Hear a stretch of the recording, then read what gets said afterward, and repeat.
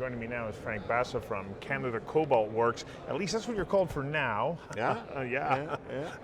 Because cobalt has been your main focus. Let's talk about cobalt first, and then where you're going. Since we last talked last year, you've been busy. What's been happening? Well, we've kind of changed direction a little bit. Let's just say we found a lot of silver. We're drilling in an area which we never looked at anything before. Actually, the original discovery hole was in 2008. We kind of wrote it off, so it was kind of a one-off. Yeah. And then what we did was one of our geologists, like some geologist, says, you know what, we should get this camera from China. I said, okay.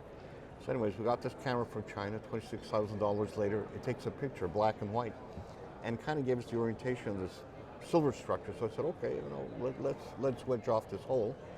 And so we did a few wedges. So the first two wedges, they came in at 50,000 grams per ton silver. The second one, 70,000 tons per gram silver. So we thought, I think we have a silver discovery here.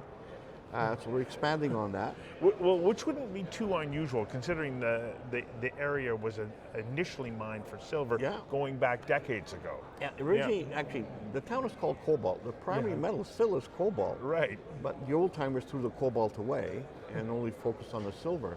And so we thought, okay, we'll go after the cobalt. You know, lithium-ion battery needs cobalt and all that. And basically focused on cobalt. And like I said, we said, fine, let's follow up this hole that we did in 2008. And sure enough, we found an exceedingly large amount of silver. To the point we're doing actually finishing downhole geophysics to see if we can increase our ability to hit the silver structures. Originally we thought it was only one structure. I think we have three now. And so if you go to our website, you'll notice we have panels now indicating which I think we hit. And I think to the point after the geophysics, downhole geophysics, we'll drill a little more, then we'll put our ramp down. We already have a price to put a ramp down. Basically, within that 20 meters around the discovery hole, we have about 1.2 million ounces silver, about. Wow. So it's about $20 million. You know, the ramp's about 6 million. So I thought, sure, you know, pays for the ramp. And then, you know, we did a few other drilling, and what happened is the drillers pushed the rod. You know, they like to be paid bonus. So they missed the target by 95 meters, eh? So what happened was, you know, I was at a conference, I kind of lost it. I said, you know, you guys, you know, you're not supposed to bend the rod. We hit another structure, eh? So instead of being 20 meters within the discovery hole, we're now 95 meters away, and we hit another high-grade silver structure. So that was okay, you know. So it was a fortunate miscalculation. I was very happy to tell them, do it again, you know, if you can do it, you know.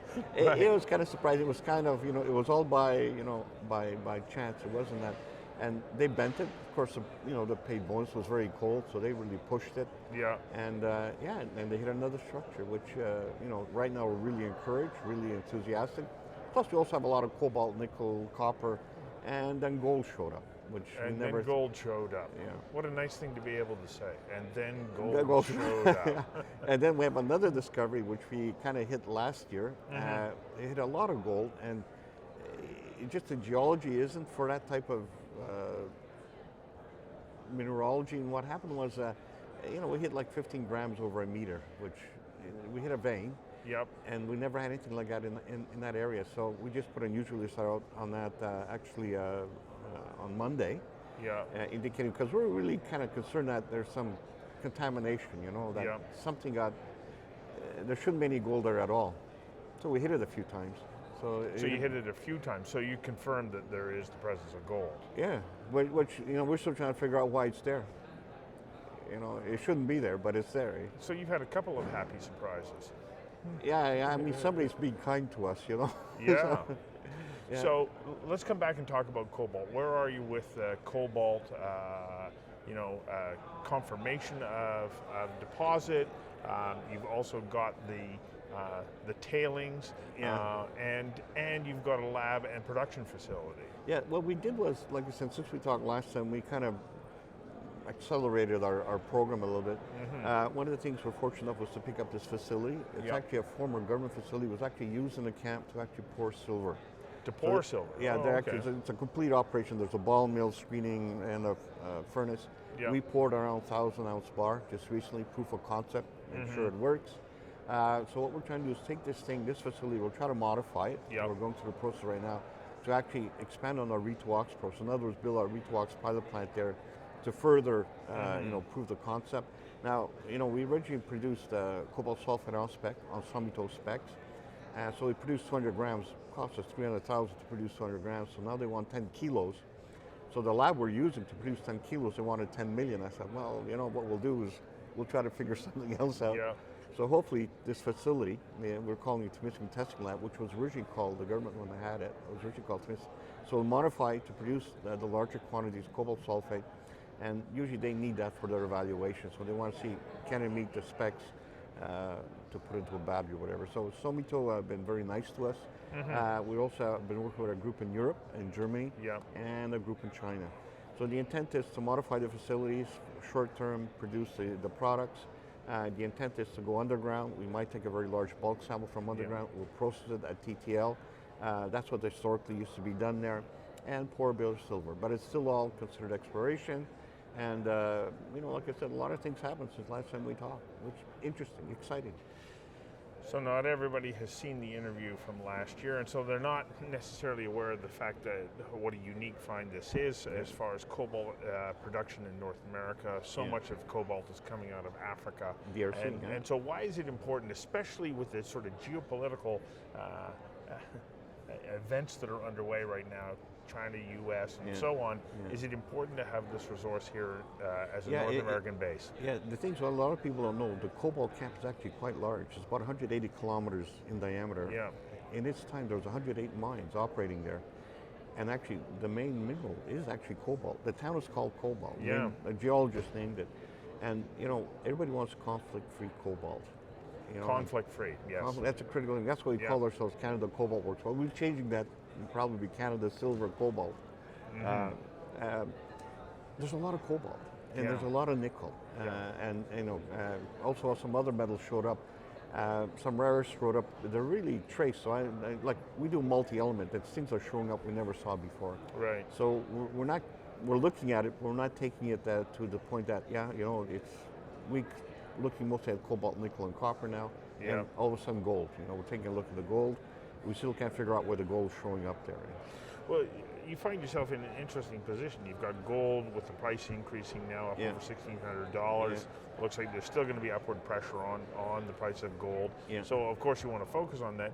But also with cobalt, you've got the world's largest battery manufacturer that's in Nevada. They're not too far away, and they want that cobalt to to stabilize their lithium-ion batteries. Yeah. Well, it's just the Americans really pushing hard. It's funny. We get a lot of calls out of Phoenix, out of Arizona, brokers who are really interested. Can we finance you?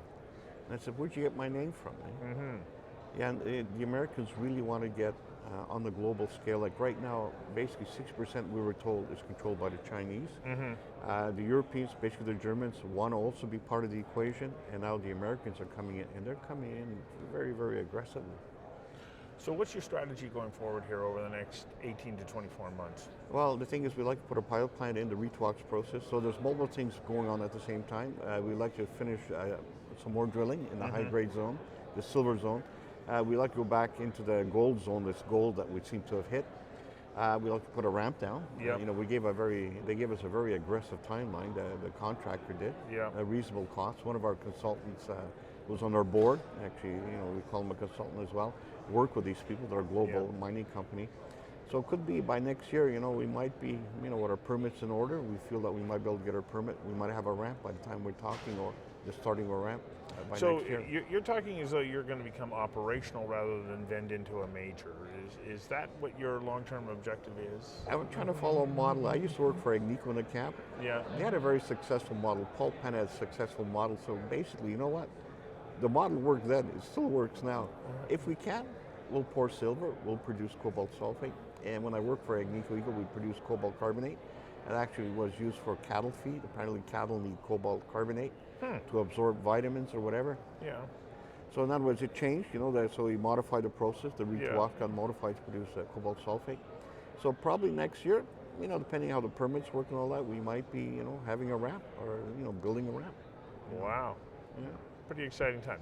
So I know that you've just given us a full explanation of everything that's going on there, but for somebody who's looking at you right at the moment, well, how do you say to them, here's what the investment opportunity is? Well, the thing is, there's multiple things. Basically, let's call ourselves still an exploration play. Okay. We're pretty crazy about doing some more drilling. I tell you, I've never seen numbers like that in the camp before. Like I said, we've been in the camp since early '80s. Like both my wife and I have been, and we still live in Halebury, and we've never hit anything like that when I was with Agnico. We're fortunate enough to have a very good group of people, and they're using modern technology. In the old days in the camp, they sort of like mine by visual. They see it, they mine it. So we did something unique. We may hit it. First time to do downhole camera, the first time to do downhole geophysics in a camp, and probably the first time a new ramp will be put down in the camp in probably 30, 40 years. So still exploration. We call that exploration. Of course, we're also working underground at the other, at the castle property. We're the only ones underground right now. So what we've done is we moved our people from underground to surface. Now, we move our geological people around. The skill set is very hard to get, very unique. So these guys are good underground. They're also good on surface. So we're going to stay on surface for a little while, and then see what we hit. And if it looks good, right now it looks exciting. It actually pays for the ramp, and I think we hit something fairly big. So still just an exploration play. Next year might change, our story, might change, but right now we'll call it an exploration play. Yeah. So that's a roundabout way of saying there's a really good opportunity here that you think has great value to investors. Yeah, I mean, my wife put a lot of money into it. She's a geologist, so I hope, She's dedicated her life to you as well. Thank you. I hope you come back next year and give us an update that makes you say, yeah, no, thanks see? a lot. Yeah. No, it's a pleasure. It's really, truly wonderful. Okay, Thank you a lot. Thank you. We'll see you next time.